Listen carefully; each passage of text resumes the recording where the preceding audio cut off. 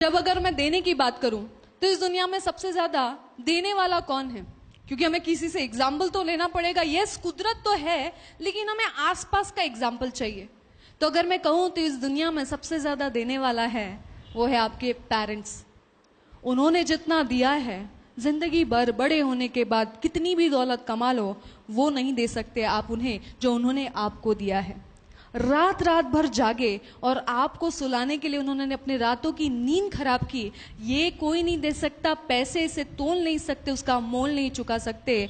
माँ ने आपको 9 महीने अपने गर्भ में रखा और उन्होंने जो तकलीफ सहन की है, उस तकलीफ का आप कोई मोल नहीं लगा सकते। अरे वो तो आपसे उसी वक्त से प्यार करने लगे थे कि जब आपको उन्होंने देखा भी नहीं था।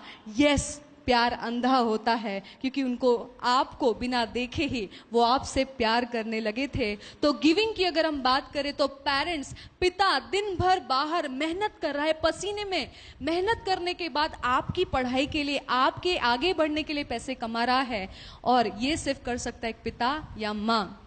तो उससे ज्यादा देने वाला कोई नहीं। तो हम इतना तो कर सकते हैं कि वो उन्होंने जितना दिया हम तो नहीं दे सकते, लेकिन हाँ, कुछ चीजें हम दे सकते हैं। क्या? एक स्माइल, रेस्पेक्ट, प्यार। उनको हक करके एवरीडे कह सकते हैं, mummy I love you, papa I love you, you are the best. बस उनके लिए काफी है।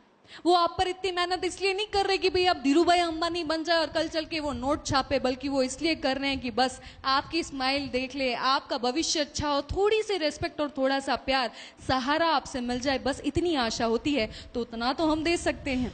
हो सके तो रोज सुबह अपने माँ बाप के पैर छुइए। आप देखिएगा, आप जो भी काम के लिए जा रहे हैं सफलता मिलेगी। बिजनेस नहीं चल रहा है, बिजनेस चलेगा, बिकॉज कुदरत ने आपको उनके माध्यम से भेजा है।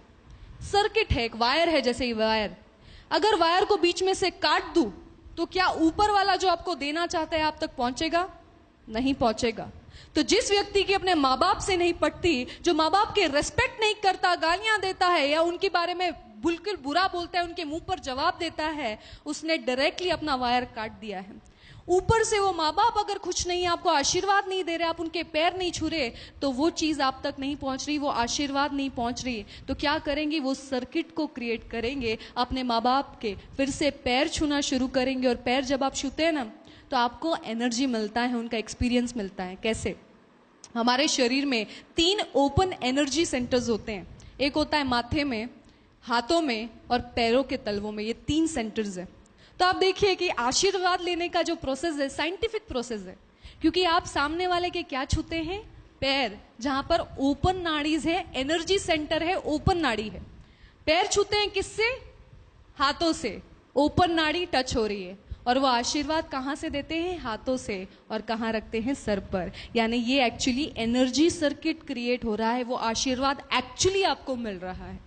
तो आज से अगर कुछ देना चाहते हैं तो अपने माँ बाप को रेस्पेक्ट, प्यार, पैर छूना शुरू करें, उनसे प्यार करना शुरू करें, कहे उनको आई लव यू।